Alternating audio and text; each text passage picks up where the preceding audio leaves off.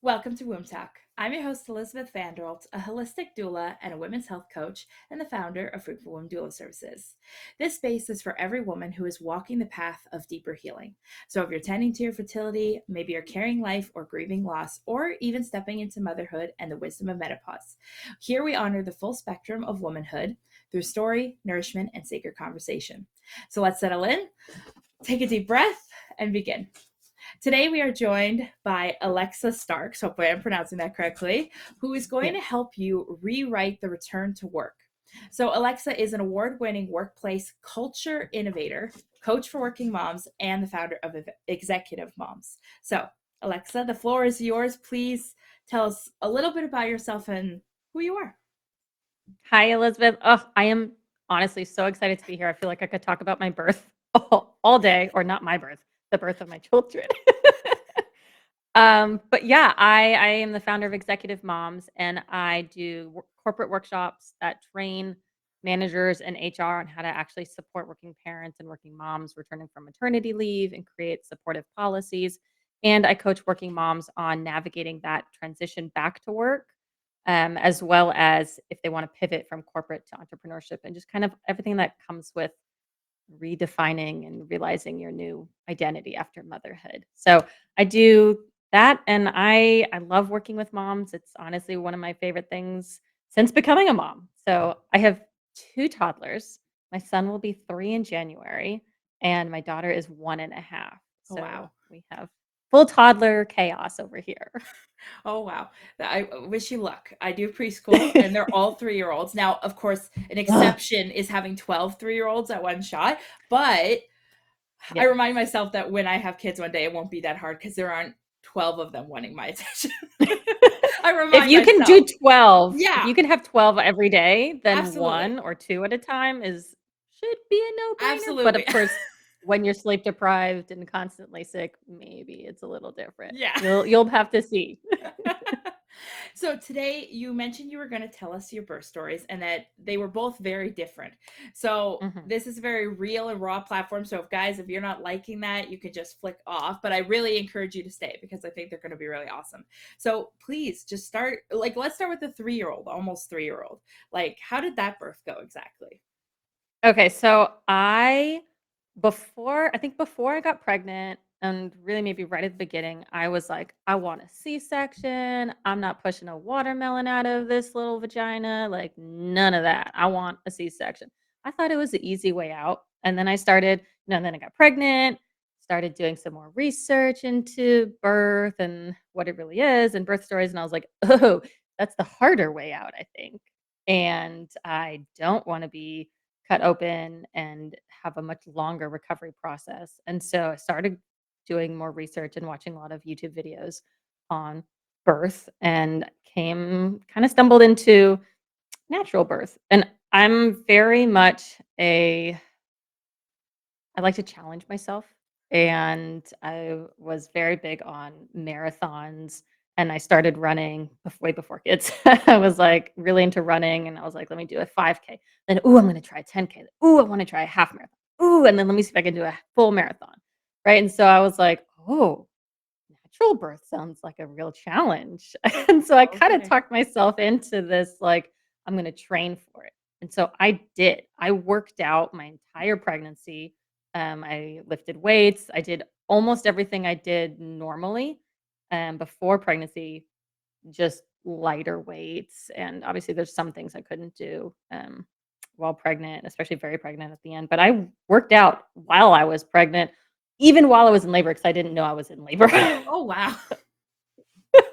I thought it was finally Braxton Hicks, and I was like, "Oh, this must be what Braxton Hicks is," because it was, very early labor, and so I trained for it, and I looked up hypnobirthing, and I did all these different hypnobirthing classes, and really watched a ton of videos, and I created a whole birth plan, and trained my husband to be my doula, and I like had him do my birth plan. We practiced, um, like hip squeezes, and we practiced doing like soft touch all the way like weeks before my due date. We practiced that and on the birthing ball, and I did like pelvic floor exercises, and like, I fully trained for it. I practiced squeezing ice cubes while pregnant and different breathing techniques, and I had my birth love song playlist that I listened to throughout my entire pregnancy and while I was in labor, and so, like, I really trained for it and was very ready, and then I thought I would be late, and, because, your first baby is usually past your Yeah. due date, um so at 39 and 0, Oh, I wow. woke up and had contractions, and that's why I thought it was Braxton Hicks. I was like, "I'm just gonna go to the gym like normal weekend." And went to the gym, they kinda kept coming on and off, and I was like, "Meh, this must just be Braxton Hicks." And then I just eventually, throughout the day, things kind of progressed and um, finally had my bloody show. Gosh, I don't know. It was somewhere in the afternoon, like maybe 3 or 4, Oh, and I wow. was like and it was, like, really bloody show because I lost my mucus plug 2 days before. That's right. Oh, And so okay. I was like, "Oh, it could be a few days, could be 2 weeks," there's no knowing Yeah. from what I had read. And so I really was still not very prepared. Um, and so, yeah, so had my bloody show, and then contractions started picking up, and I was like, "Shit, I'm not ready to leave work yet." So I, like, sat on my bouncing yoga ball and was, like, cranking out emails last minute on a Sunday to my team of, like, "I'm in labor. I need to start maternity leave." And, like, sending them an email of, like, "This is where this project at. This is where this project's at. This is where this project's at." And I, like, texted my manager, and I was like, "I'm in labor." And he was like, I love that. um, That's absolutely so I could just imagine that so well. yeah. And my husband was like and I told my husband, "You have to make dinner because I need to eat, like, a full meal," or not a full meal, but, like, I need nutrients to go into labor. And so he did. He made, like, some pasta and chicken. I was, like, trying to eat. Um, and then we labored at home till close to, I think, like, 7 o'clock ish Okay. or 8 o'clock. And then I was like, "All right, these things are getting, like, closer together." And so we went to the hospital. And because we were having a boy and we wanted him circumcised and it was my first and I was just very like nervous, want to make sure everything went well. We decided to go to the hospital and rather than like a home birth or anything. And so we get to the hospital, we have our bags with us and they check me in and I'm 6 centimeters dilated. So I was like, super awesome. That's cool. That's very exciting. So we get there and then it things progress, but I get stuck at 9 centimeters, Oh, and I end up getting, like, a cervical lip, and I am just, like, exhausted, and I end up it takes, like, another 10 hours, wow. of very active labor being stuck at 9 centimeters, and I was exhausted and doing my hypno breathing. I had what is it? The Freya app, I Yeah. think, Yeah. from Positive Birth Company. I had their app. I was doing my breathing through every contraction, and I made my husband sit next to me, and I would hold his hand and, like, focus into his eyes, and he would be, like, starting to fall asleep, like and I would be like, "Wake up!" I'm, like, "Having a contraction. I need you to look at me directly in my eyes so I can focus on you."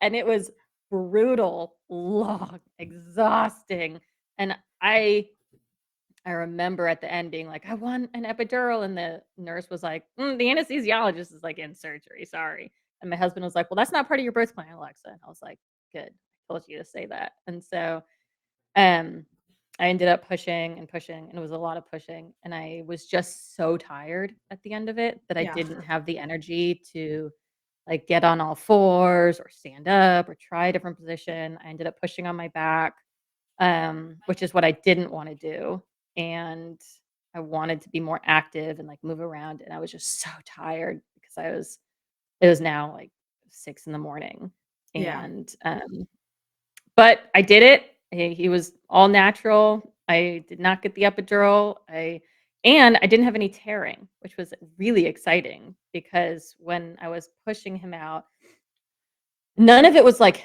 was all very, very intense, but there was nothing, like, truly painful, I think, about the contractions. They were Mhm. just, like, extremely intense. Like, I don't know a better word than Yeah. intense because I've had pain, and it's not the same as, like like, I don't know, you slice your finger or like actual like stabbing pain. Like I've broken bones. It's not that type of pain except for the ring of fire. The ring of fire is painful. That is like the most and only real painful moment. And so I remember when I was pushing him out, the OB, she was not my OB at the time, it was, like, whoever was on call at the Yeah. moment. She was like, "Okay, when you're pushing him out, like, when he's crowning, like, don't push then. Like, let him, like, slowly stretch you out more." Yeah. And so I did. And she was like, "Kinda try to hold him there." And I was like, okay." And so I did, and so I was able to not tear, which was awesome. Also, they, like, super lubed me up, which I think also really helped. Um, but and the nurse did a little bit of some, Like a um compress almost, kind of on the perineum type thing. yes. Yeah, a little bit of some stretching, perineum, like, soft stretching and compress, before he was grounding, like, while I was still pushing a little bit, and so that was helpful. But yeah, I did it. It was exhausting, and then it was, like, 6:30 in the morning, I think, 7 AM, and finally pushed him out, and he was slow to start crying, but both my kids were slow to start crying. They were not immediate criers. They were just shocked and stuff. They were like, I'm here, But yeah. I think. Yeah, they were like, "Whew, that was crazy."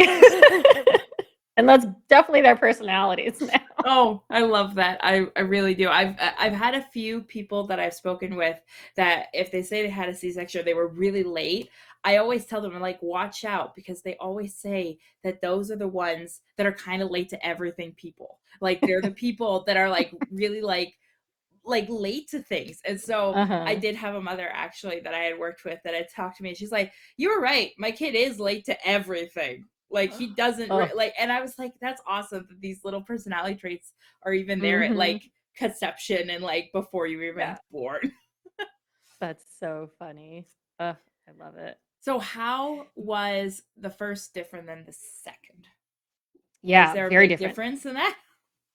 Yeah, yeah. So as far as, like, so I got pregnant 6 months postpartum, Oh, so very back to back, and, so my body was very much like, "Hey, we just did this, like, we're already stretched out, loosey goosey, bones are all still extra wide."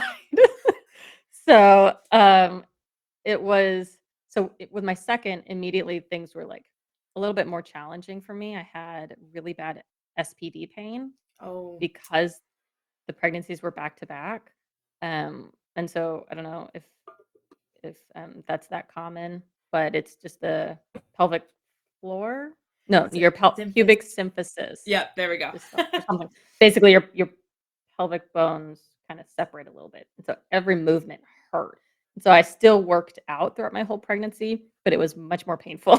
And so as I still tried to do more stretching and, still lifting weights. So I was very much still active. It was just more of a difficult, like, comfortableness of pregnancy. Um, and then so with my daughter, with her, I was also 39 weeks. With her, I was 39 and 3. And so she was, I guess, technically later than my first, which is unusual. But with both of them, I did do like red raspberry leaf tea and I ate a bunch of dates. And with her, I was like, I'm done. Let me get her out. I was like doing squats. I was ready because the SPD pain was like really bad at the end. Um, so with her, similarly, I was woke up like I don't know, 4 in the morning with some, contractions, and again, I had, like, no contractions, no Braxton Hicks, and so this time I was like, "I'm pretty sure this is it," but I didn't lose my mucus plug beforehand, so I was like, "I don't know if this is it. Maybe it's Braxton Hicks this time." And so the labor I woke up my husband at 4 AM, and I was like, "Babe, I'm in labor," and he was like, "I'm so tired."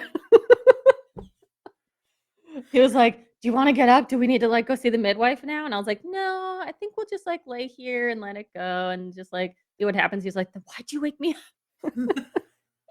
Well, you had to know, like, hello, what's Exactly. the point If of us like being in this together? Yeah. If I'm up, you're up, Yeah. right? So we so the contractions are again, very sporadic, far apart.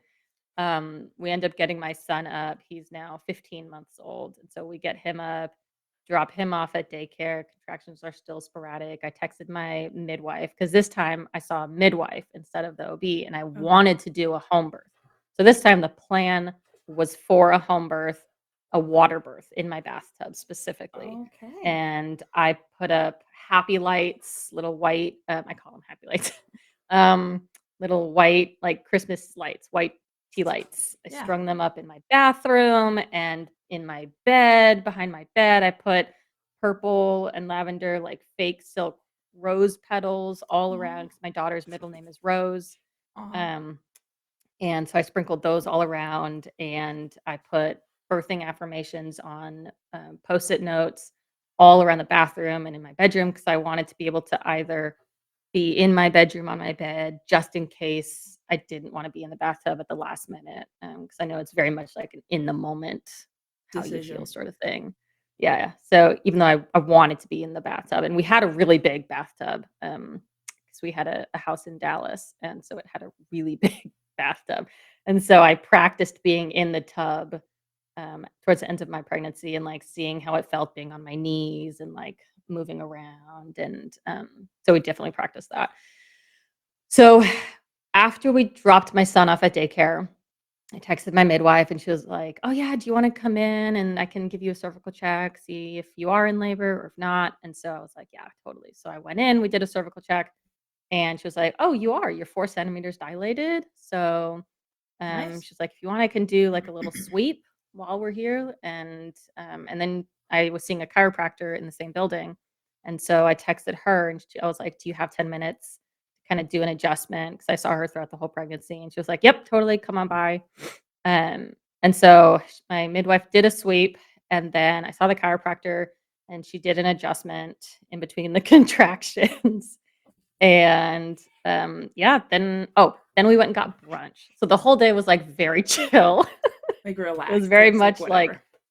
yeah, it was very chill, and I think part of this was my son was at daycare, and this was, like, my second, so I was like, I'm sure it'll come and go, and it'll eventually pick up." And so by then, it was probably closer to like noon, and the whole day just progressed, and I did my squats and lunges around the house and ate a bunch of fruit and watched TV and rested and just tried to get labor progressing, and I was frustrated that it wasn't. My midwife was like, "How's it going?" I was like, "It's not. It's just like still kind of every Oh, 20 minutes, 30 minutes," which to me was like it was so like, iffy up easy and down. and iffy? Yeah, it was just like, am I like, it didn't even feel like I was in labor because they were so far apart, and so then we picked up my son from daycare, and then it was, like, 5:15, 5:30, and then my water broke all over the floor in the kitchen Wow. and, like, everywhere, like and I was because that didn't happen with my first. With my first, it was like a slow trickle, and so with this, it, like, gushed everywhere, and I was like, "Oh, my water's broke." And my son was like, "What's that?" I And love so I kids. texted my midwife. I know. Fortunately, my mom was there, Oh, perfect.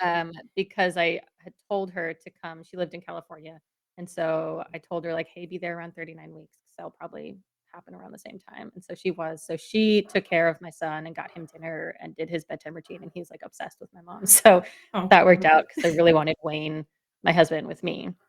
And so I texted my midwife. I was like, "My water just broke finally all over the floor." And she was like, "I'll be there in 5 minutes." So she drove right over, and then she was like, "Do you want me to do a cervical check to see if you're more dilated?" And I was like, "Okay."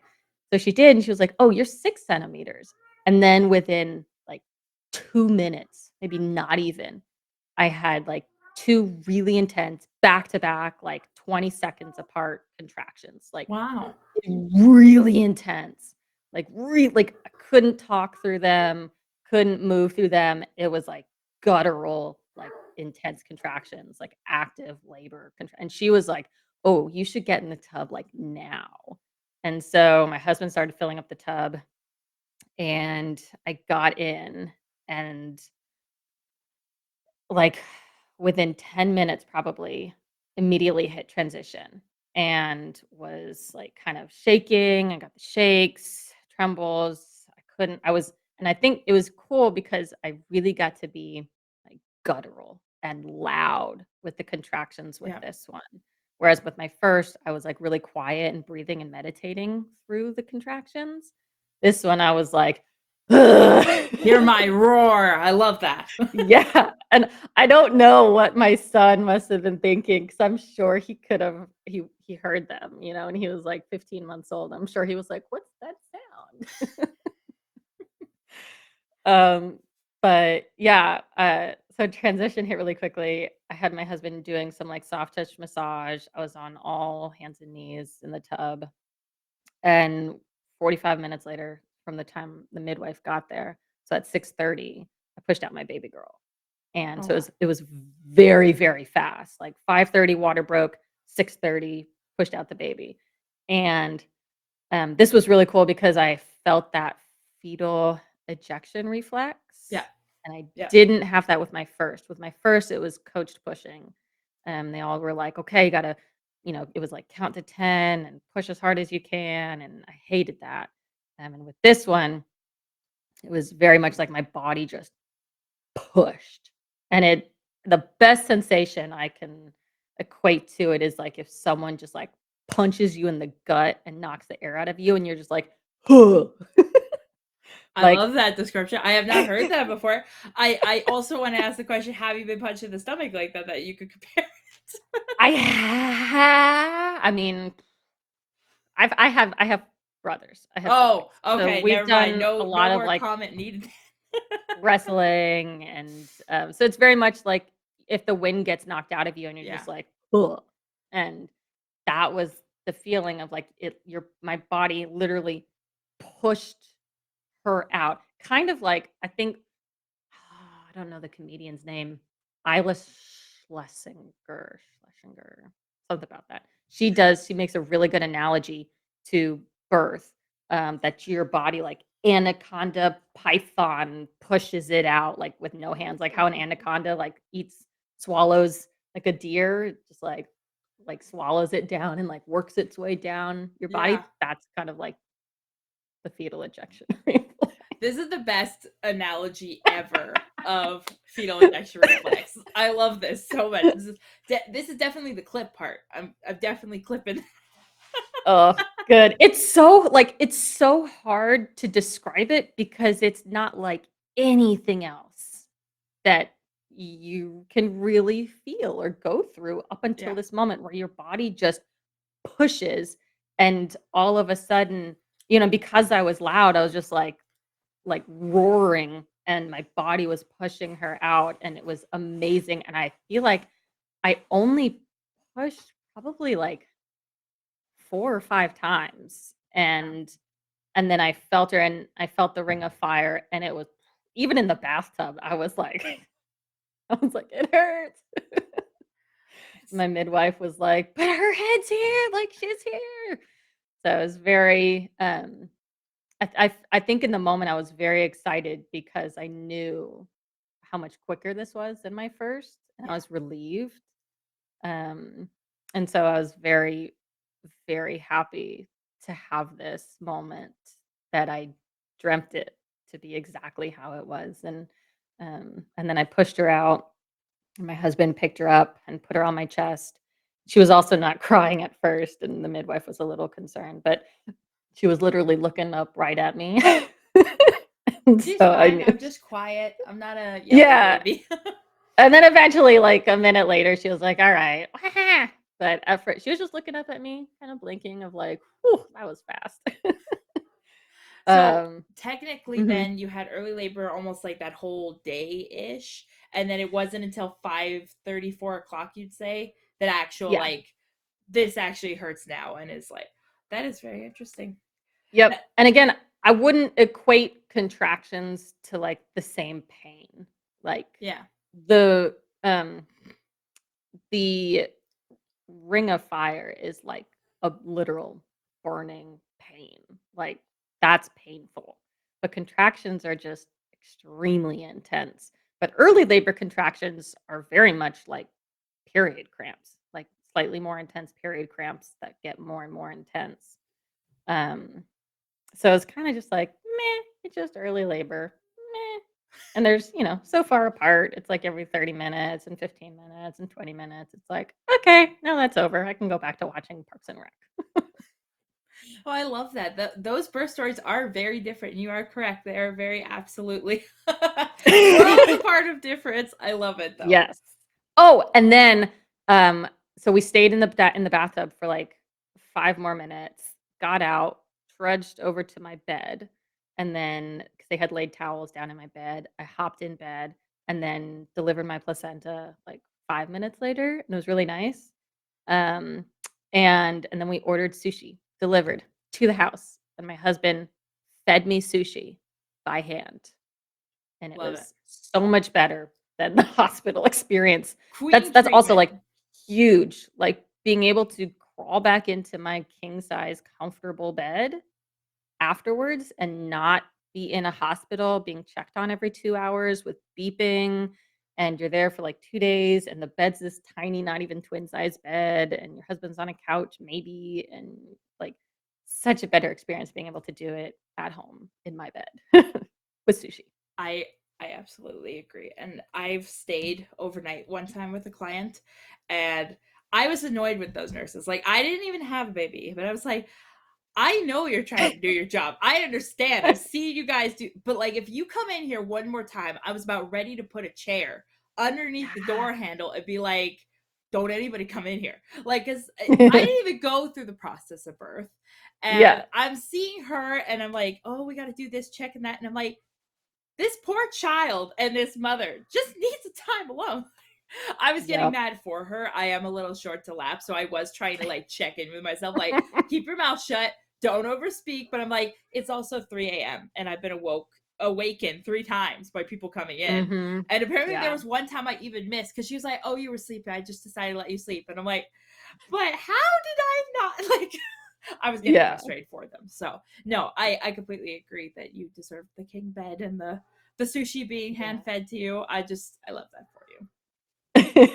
That's Thank you. I think amazing. everyone should. Everyone should. So It's not that they're comparable by chance, but if you were to do it again, which would you probably lean towards doing again? absolutely a home birth, Yeah, like, just by far. I just do mean, it that way. so we moved, and I don't think we definitely don't have the same size bathtub anymore.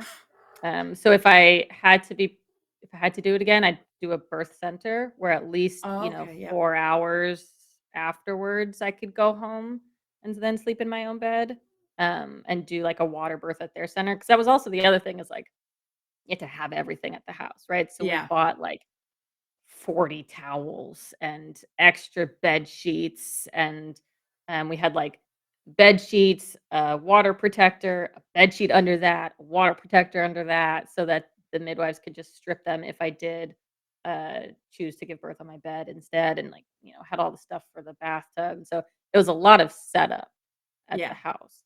So, I mean, if I had to do it again, I don't have the setup here, so I would probably do a birth center, but by far, hands down, doing it at home was amazing, and I know you can bring in a bathtub to your house too, I think, Yeah, as like a long as you birth. have, You like, could a buy like the birth pool too as well. yeah, yeah, so it was such a much better experience, so if you have, like, a healthy, safe pregnancy and no complications, I mean, it's and mentally, you can do a natural birth. I think that's the biggest part of it is, like, the mental preparation Yeah. of a natural birth They too. say they say birth is 80% mental. Like how it It plays out really is 80% mental. So, I mean, I've seen it a few times with clients where the ones that are more quiet that go inward and then they're not really like they're not breathing properly or they're just like really like Mhm. those are the ones where I'm like, I have the most work now to do. Like, I really got to try to Yeah. bring you out each one a little bit. So, I'm sure your midwives too were like, yes, yes to the loud Yeah. roar that you've got. I'm sure they were like, yes. Yeah, I don't think I practiced it. Maybe I did practice the roar. I did practice it with the breathing. I practiced both the up breathing and the down breathing Okay. before I was in labor. Obviously, like, towards the end of pregnancy, I practiced it to make sure that I knew how to do it. I think I did practice, like, what the moaning, the guttural sound could be like, because there is, I mean, especially with my first, I was like, "This is weird feeling. It feels weird to be loud," right? You just Yeah. breathe quietly. But it felt so much better to be loud. It's because they say that there's a lot of connection between your throat and your cervix, actually. So Mm. that I heard, I was at a women's circle this year, and another lady who kind of worked like in the birth field, she was saying that when we are conceived, our esophagus and our cervix are actually one before we grow and we form and they split. Oh. So I didn't never look past that on how true that is, but I mean, sounds pretty like logical in my head if we see such a connection between the two. So I'm Yeah. like, I use that tidbit, and then you go choose to use if you believe it or not either. So that's what I leave with people often. But That's so funny. so you were saying with your first labor that you were busy typing out emails and you were rushing to get that. So assuming you were in corporate, what made Mhm. you leave corporate? Or like, because I didn't hear about that with the second. So Ah, so I technically I was also in corporate with my oh, second, okay. but I knew I would go into labor early or expected it, so I started my maternity leave at 38 weeks Okay, you and were gave smarter myself thinking. a week to relax, and I went and got, like, a foot relaxation? Reflexology. Yes, I got a foot massage, and I got, like, a back massage, and I got a pedicure, and, like, I went full relaxing, get me into, labor mode, which was really amazing, and I highly recommend if you can take a week off before your due date, do so. Um, but yeah, I was in corporate with both of my kids, and both of my maternity leaves, I had 2 different managers, but both times I just didn't have any support when I came back from work or came back from leave, and even though I worked remotely, there was no, like, real conversation of how are you doing and what can I as a manager do to support you, or even just a conversation of like, um w- when you have kids, you go through this huge identity shift and you question who you are, and you when you go back at 3 months postpartum, your hormones are all over the place still, and now suddenly you're expected to go back to work, and I just had no support, and I ended up there's a lot of women who experience a similar thing. I ended up getting kind of sidelined for promotion, and Oh. um, my capabilities questioned. I wasn't getting as much like visibility projects, and so I quickly realized like I feel like I'm getting pushed out. Um, this is not really working out, and so I started building my business on the side, and then eventually the time kinda came of like, this just isn't working anymore, and left corporate. So, I started my business to do kind of what I honestly wish I had at the time, the training managers on how to actually support working parents, but also teaching moms how to advocate for themselves. I wish I had the words to advocate for myself and what I needed when I came back from leave, not 8 months later or 10 months later when it was, like, too late already. Um, so now I help working moms and companies to kinda retain them so that this is such a common story of moms struggling when they get back from maternity leave, Yeah. and, um, it just doesn't have to be that way. There's a lot more resources out there than you think, and the goal is to kinda get them to more moms and women who need it. 'Cause I had no idea what resources were available at the time. I didn't even know what to say for myself, and so yeah, I left corporate and started So my own business. your business, how like you mentioned a little bit on how you help, but like the beyond the Mhm. resources, like what do you exactly do with helping new moms that want to Yeah, work? so if Sorry. we so for the moms that want to stay in their job, I do, coaching program, so I guess the first one is I have like a self-advocacy workbook, and it's language, it's scripts on how to advocate for yourself in everything from asking for flexibility.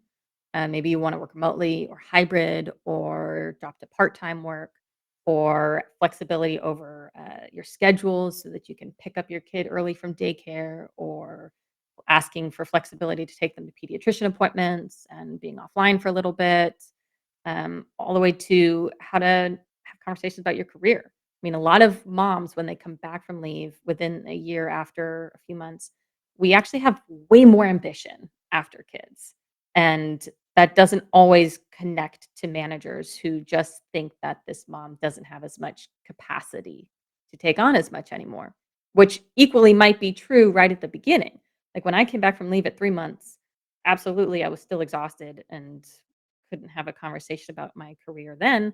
But 9 months back, absolutely. I was like, let's talk about C-suite. Let's talk about like my, VP, SVP promotion track. Um, but I didn't like, how do you have that conversation if your manager still thinks that you're the same person you were at 3 months postpartum who's exhausted and can't handle much because she's still very postpartum. So it's guides on how to have that conversation. And then I do coaching that's much more one-on-one customized to the mom. So some of my clients have a lot of issues with rebuilding their self-confidence and how that ties to their new motherhood identity because you have no idea who you are and it takes a while to rediscover yourself and what you're passionate about, what you love to do, and how you navigate that postpartum time. And so a lot of it's imposter syndrome and overcoming that and rebuilding your self confidence. Some of it is rebuilding and designing boundaries that fit around your life. And a lot of it is real practice of those self advocacy conversations because it's very nerve wracking to go to your manager and say, I'm struggling right now, I'm 4 months postpartum, just came back, and, my baby, my second, she had bad reflux. Oh, So, all the time she was throwing up every day, like 6, 7 times a day. I'd be covered in like, throw up from neck down on Zoom calls, but I didn't know how to say, like, "I'm really struggling today." Or, "I was up all night with my baby because she was sick all night. Can I move some meetings to next week, or can we push a project work to next week because I just am like, it's Thursday and I just can't do it today." Right.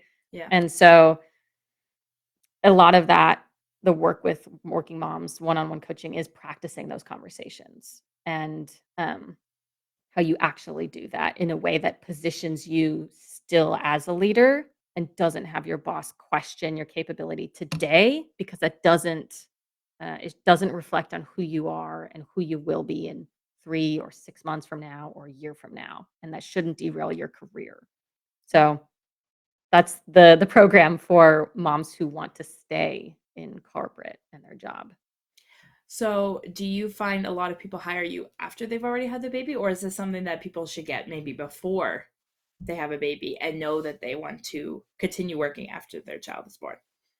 That's a great question. I've had most moms sign up for the coaching program after they've already come back from Okay. leave and realize, "Ooh, I need some help."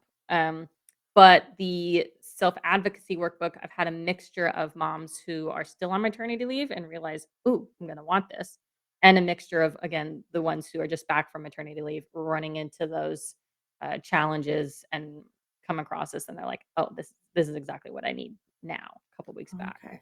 I was just But curious.